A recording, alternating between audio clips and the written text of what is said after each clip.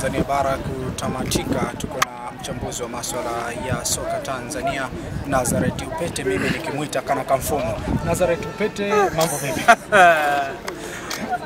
Habibi, hapana. Kwa nini umecheka? Kana kamfumo. Hapana, ni mwalimu mkubwa sana mpira. Kana kamfumo. Abaki na status yake, ni legend. Unaweza kuwa junior. Hapana, nafikiri tumheshimu kana kamfumo. Mimi ni Upete, nitabaki Upete. Yeye ni kana kamfumo, anafanya kazi nzuri. Okay, pengine ulikuwa unatangaza mechi hii kupitia TBC Taifa. Kwa dakika zote 90, nini umeona Tabora United wamefanya kwa ubora, lakini pia nini mapungufu yao wakiwa wao kama timu ambayo ilikuwa inacheza nyumbani? Nafikiri kwanza walikuwa sio bora sana kwenye eneo la kuwania mpira. Ukishafeli kwenye kuwania mpira ama kwenye jules, kwenye kwenda iwe airborne tussles kwa maana mpira kuwania hewani, iwe ni in-ground battles ama chini, kuna nafasi ndogo sana kama unapoteza hiyo mpira ya wewe kuendelea kwa salama, kwa sababu opponent wako pia atakuwa anatafuta hiyo nafasi ya kuweza kudhuru kila wakati. Lakini zaidi unapopoteza hizo nafasi, unatengeneza mazingira ya opponent wako kwa comfortable kuliko wewe.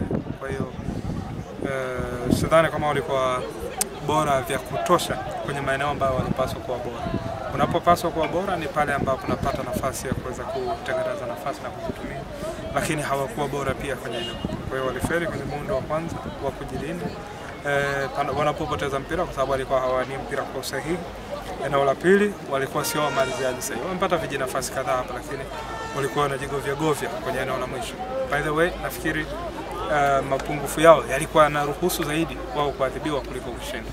Ukiachilia mbali mechi ya leo, kesho nyoyo za Watanzania, akili na fikra zao zinahatizama Benjamin Mkapa, ambako dabi ya Kariakoo itakwenda kutimua vumbi huko. Misimu kadhaa, takwimu na historia inaonyesha Simba mnyama amekuwa mteja kwa Yanga Afrika. Pengine kwa namna ambavyo Simba amekuwa amefanya maboresho katika kikosi chake, lakini Yanga pia akiwa imara vile vile. Unautazamaje mchezo kwanza? Ni mechi ya tofauti sana, kwa sababu si mechi ya historia pekee.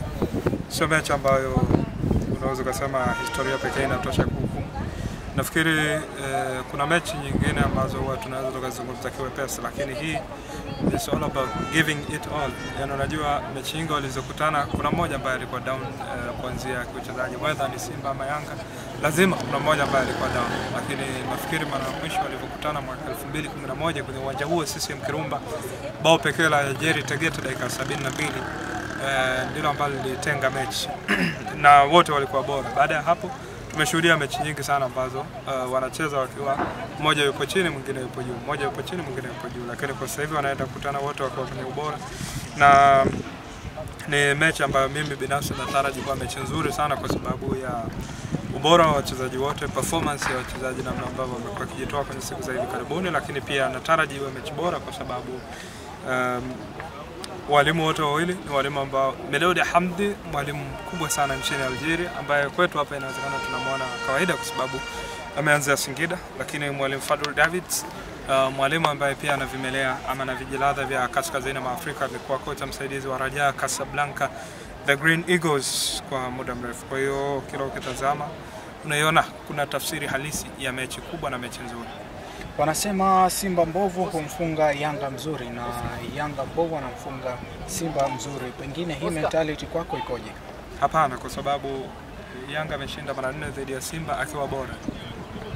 Sasa ukisema mwenye udhaifu ndio anamfunga mwingine, ni tabia za dabi kwamba wakati mwingine hata yule ambaye anaonekana mbovu ana uwezo wa kushinda. Ndio tabia ya dabi. Lakini kwa maana ya kwamba eti mwenye ubovu ndio huwa anashinda, watu wangekuwa wanajilazimisha wabovu kuelekea kwenye mechi ili washinde. Sasa siamini kwenye hicho kitu, na naamini kwenye track ya kuwania ubingwa bado haiwezi kuakisi kitu chochote kwamba eti mbovu ndio anaenda kushinda dabi. Nafikiri dabi inabaki kwa dabi, ni mechi nzuri, mechi ambayo kila mchezaji anatamani kuicheza. Uliona juzi Liverpool dhidi ya Everton, sare ya 2-2, Jarrad Braithwaite kwenye dakika za mwisho zile anakuja kuchomoa. Kila mtu alikuwa na hiyo tension na ile mood unayoiona ndio ambayo unataraji kuiona kwenye mechi kama ya Simba. Tupige kura turufu sasa. Wewe binafsi unampa nani nafasi ya kushinda? Nafasi ya Yahya hiyo kaka.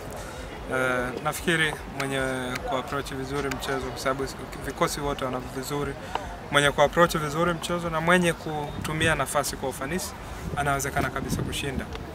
Nikisema nani atashinda nitakuwa mganga wa kienyeji, kitu ambacho sidhani kama ni sawa mimi kupiga ramli. Basi mimi nikushukuru sana Nazareth. Shukrani. Asante. Na labda Nazareth, tukizungumzia